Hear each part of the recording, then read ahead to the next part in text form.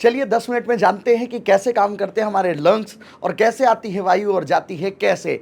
आइए शुरुआत करते हैं। सबसे पहले हमारे ऑर्गन सिस्टम में बात करें। ऑर्गन सिस्टम में हम बहुत सारे सिस्टम्स देखते हैं, जिनमें जैसे आप ये मस्कुलर सिस्टम देख रहे हैं, मस्कुलर के साथ में हमारे स्केलेटन सिस्टम होता है और इसी प्रकार से हमारे इस थोरेसिक कैविटी में काम करते हैं लंग्स।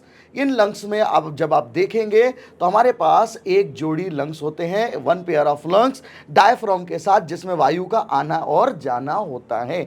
चलिए सबसे पहले ऑर्गन देखते हैं और चलते हैं। सबसे पहले हमें क्या दिखाई देगा जब हम अध्ययन करते हैं तो पता चलता है कि सबसे पहला ऑर्गन हमारा नोज है। नोज, नॉस्ट्रिल्स, पहला नोज फिर नॉस्ट्रिल्स, नाक, नासिका गुहा। नाक और नासिका गुहा से वायु जाती है अंदर, अंदर पहुंचती है और आप यहां ध्यान से देखेंगे तो ये भाग आपको दिख रहा है जो वायु यहां से होकर जाती है। इसे कहा जाता है नेसल कैविटी अर्थात नासिका गुहा। जबकि ये वाला भाग जिसे आप देख रहे हैं ये भाग कहलाता है मुख गुहा, जिसे हम कहते हैं बकल कैविटी। और इस बकल कैविटी और नेसल कैविटी से होता हुआ आगे आता है। इधर से आएगा भोजन, इधर से आएगी वायु। जैसे ही भोजन और वायु आगे जाती है तो ये भाग जहां ये दोनों मिल रहे हैं, जहां ये दोनों भाग मिल रहे हैं, ये मिले हुए भाग कहलाते हैं, इन्हें कहा जाता है ग्रसनी फायरेक्स कहा जाता है। और इस फायरेक्स से होते हुए वायु जाती है अंदर। वायु और भोजन, आप या तो दांत चबाए, मुंह से भोजन चबाइए, या तो सांस लीजिए। एक साथ नहीं होगा, या तो नाक से श्वास लेंगे या तो मुख से भोजन को चबाइए। अब जैसे ही भोजन जाएगा अंदर तो भोजन जाता है इस वाली नली में। इस नली का नाम है इसोफेगस ग्रास नली। लेकिन हमको यहां लेना देना इससे नहीं है। हमारा मतलब है इस नली से, इस वेसल से, इस वेसल्स का, इस नली का नाम है ट्रैकिया। इसे हम कहते हैं श्वास नली, ट्रैकिया। लेकिन ट्रैकिया में जैसे ही आप आगे जाएंगे और देखते हैं तो अब आपको ट्रैकिया में दिखेगा एक भाग। ट्रैकिया के ऊपर एक भाग होता है, इस भाग को कहते हैं एपिग्लॉटिस। इसे क्या कहा जाएगा? एपिग्लॉटिस। ये जो भाग आपको दिख रही है, एक मसल दिखाई दे रही है, एपिग्लॉटिस। ध्यान से देखिए, जब भोजन आता है तो एपिग्लॉटिस बंद हो जाता है और इस ट्रैकिया को, श्वास नली को बंद कर देता है। जबकि जैसे ही वायु आएगी एपिग्लॉटिस ओपन होगा और वायु जाती है एपिग्लॉटिस में। सबसे पहले आया नाक, फिर आया नासिका छिद्र, नॉस्ट्रिल्स, फिर नासिका गुहा, फिर फायरेक्स, फिर आई एपिग्लॉटिस। और एपिग्लॉटिस से दो भाग यहां दिख रहे हैं। एक दिखता है वायु वाला ट्रैकिया, एक दिखता है भोजन वाला इसोफेगस। भोजन तो गया, अब वायु को लाते हैं हम ट्रैकिया पर। जैसे आगे बढ़ते हो तो बात आती है ट्रैकिया की। यहां आप ध्यान से देखें, ये भाग आपको, ये जो नली दिख रही है ये ट्रैकिया है। और ट्रैकिया के ऊपर जो आपको ये भाग दिख रहा है इसे हम कहते हैं लारेक्स। ये भाग क्या कहलाता है? लारेक्स स्वर यंत्र कहलाएगा।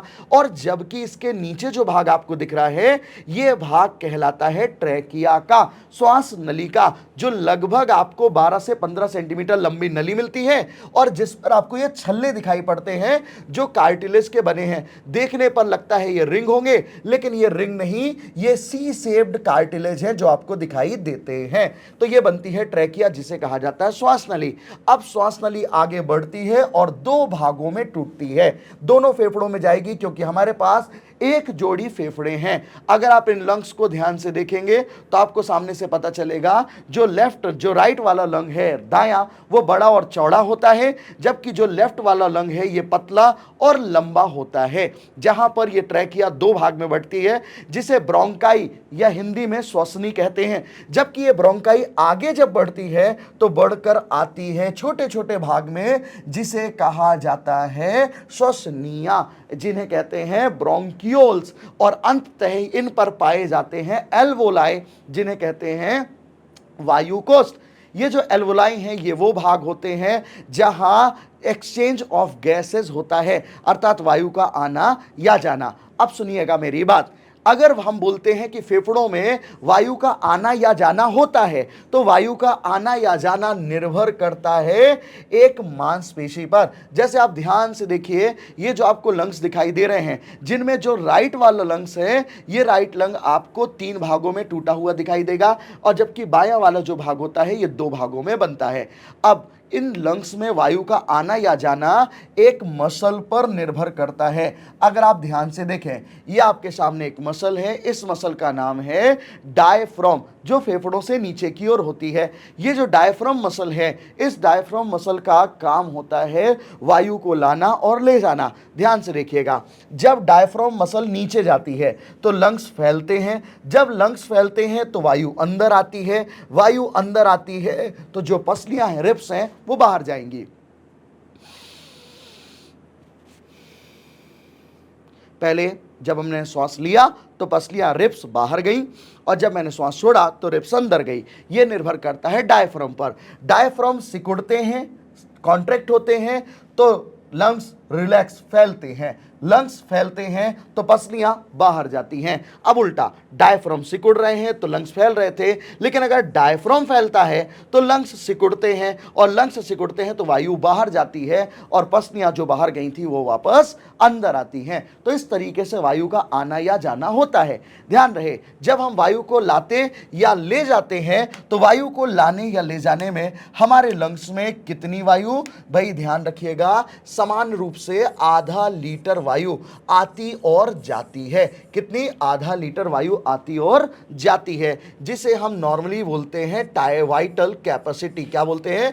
वाइटल कैपेसिटी कहते हैं।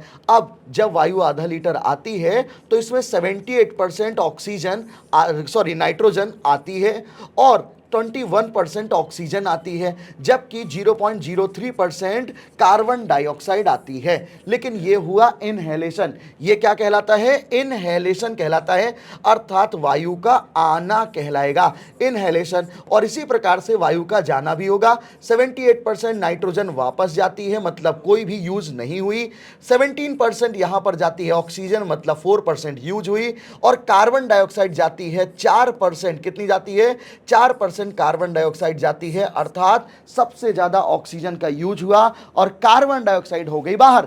यही तो था रेस्पायरेशन। रेस्पायरेशन, श्वसन तंत्र, वह तंत्र है जो वायु को लाता और ले जाता है, लेकिन ऑक्सीजन का उपयोग करता है हमारे शरीर में, ऑक्सीजन खर्च करने के लिए देता है हमारे शरीर को, और कार्बन डाइऑक्साइड को करता है बाहर। ओके, चलिए, इस प्रकार की जानकारी के लिए और भी पढ़ने के लिए आप जुड़े रहें CMC इंदौर क्लासेस के साथ।